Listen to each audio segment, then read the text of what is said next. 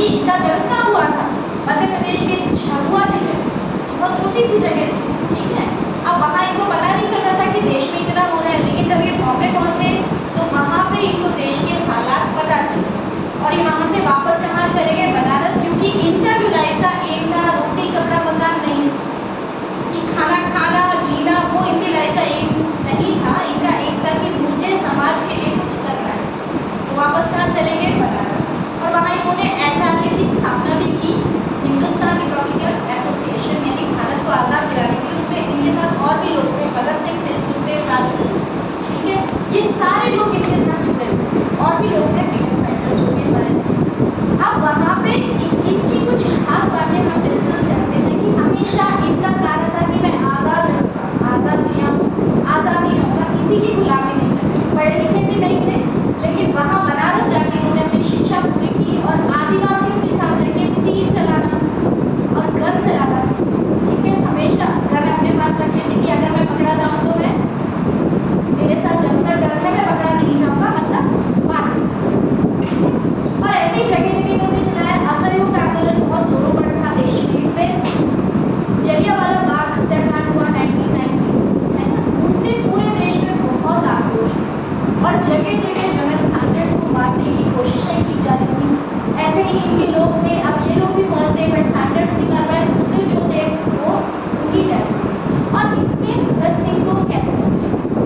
तो आज़ाद क्या करते थे कि जहाँ भी जाते थे और इनके साथ के अगर दूसरे जो साथी थे क्रांतिकारी, अगर वो पकड़ लिए जाते तो ये तुरंत अपनी जगह बदल देते थे, जगह भी बदल देते थे और अपना वेश भी बदल देते थे। कभी किसी वेश में, कभी किसी वेश में रहते थे और कभी पकड़े होते, ठीक है।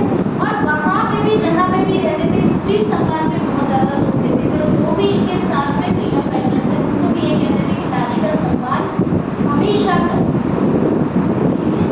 और उसको बढ़ाने की लगातार कोशिशें, ये खाने के बहुत शौकीन थे, लेकिन जैसे जैसे आज़ादी की जितनी भी लड़ाइयाँ हुई ना बेटा, उसमें सहयोग करने वाले लोग नहीं, उसको सपोर्ट ओरल तो कर रहे थे बट सहयोग नहीं कर रहे थे। सहयोग इन द सेंस कि पैसा, फाइनेंशियली जब तक सपोर्ट नहीं करोगे वो लड़ाइयाँ कैसे लड़ी जाएंगी, क्योंकि उसके लिए तो गन चाहिए, पैसा चाहिए, तो कोई सहयोग करने वाले कम थे। इसलिए इन लोगों के पास पैसा भी कम था कि खाना खाता है। तो आज़ाद जो खाने के इतने ज़्यादा शौकीन थे, खिचड़ी भी खाते थे तो घी डाल के खाते थे, लेकिन निर्धन परिवार से बिलोंग करते थे। तो जब इनको लगा कि आज़ादी की लड़ाई में ज़्यादा पैसा चाहिए तो इन्होंने अपना खाना कम कर दिया।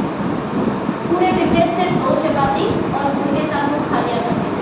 और जब पैसे की, क्योंकि सारा पैसा देश के लिए लगा, और जब पैसे की जरूरत हुई तो भुने चने खा के और पानी पी के सो जाया करते। ऐसे इनका आंदोलन चल ही रहा था और भगत सिंह को सजा हुई जीवन में सिर्फ 3 बार।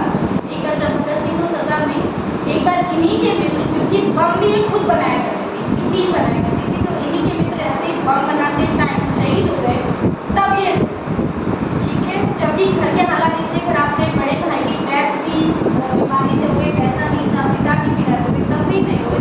लेकिन अपने जब क्रांतिकारी आंदोलन के साथ, आंदोलनकारियों के साथ जब ऐसा हो जाता था तब इनकी आंखों में आंसू थे। जब ये 13 वर्ष के थे और जब ये जलियांवाला बाग हत्याकांड के विरोध में देश में नॉन कॉपरेशन मूवमेंट चल रहा था गांधी जी के साथ में। नॉन कॉपरेशन मूवमेंट क्या होता है बेटा, जब हम अंग्रेजों को सहयोग नहीं करते, उनके बनाए हुए वस्त्र नहीं पहनते, ठीक है, तो उसमें इन्होंने भी सहयोग किया बॉम्बे जाके और वहाँ पे इनको पुलिस ने पकड़ लिया। उस टाइम ये सिर्फ 13 साल के।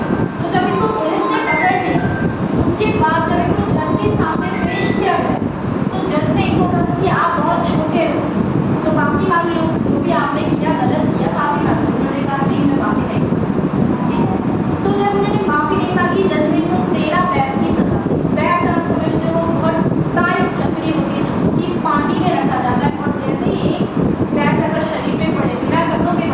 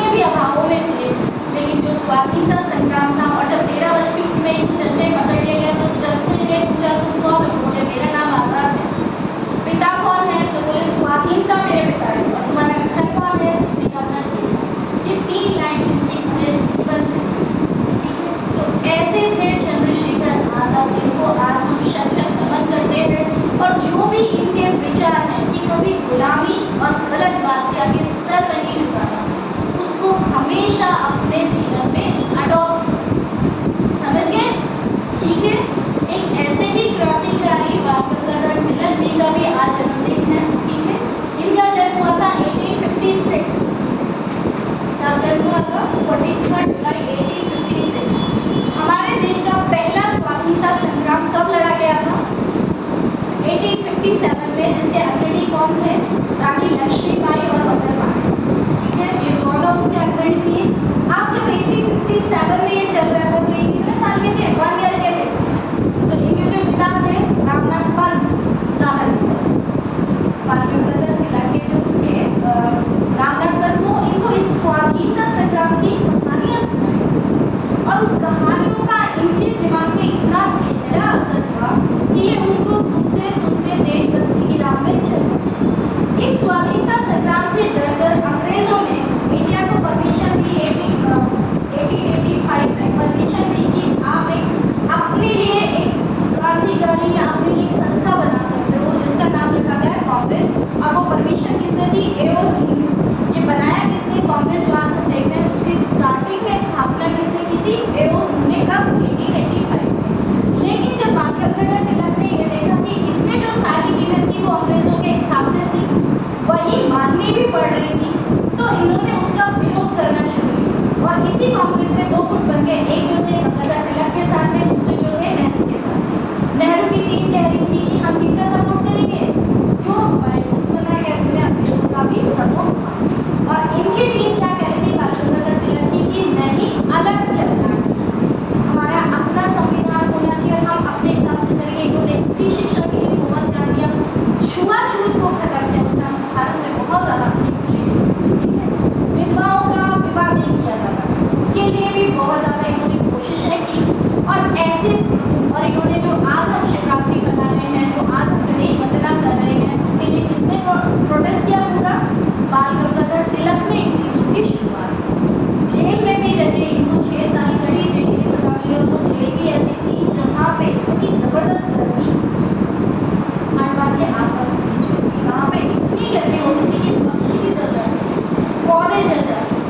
वहाँ पे ये रहे, 6 साल कड़ा संघर्ष किया। उसी जेल में जब ये रह रहे थे तो वहाँ पे इनकी पत्नी की भी मृत्यु हुई। पर पिछले जो अपना काम था देश का अंग्रेजों के खिलाफ लड़ना, वो उसको उन्होंने लगातार कायम रखा और देश के लिए लड़ते लड़ते ऐसे ये कभी कभी शहीद। ठीक है, तो ऐसे लोग थे हमारे स्वाधीनता जो हमें है, जो अनगिनत फ्रीडम फाइटर्स की है ना, अनकाउंटेबल इतने फ्रीडम फाइटर्स का हमारे ऊपर एक कर्ज है जिसे हम सबको लेके चुकाना है। उनकी जो सोच थी उसे हमें आगे लेके जाना, उसको पीछे नहीं करना है ना।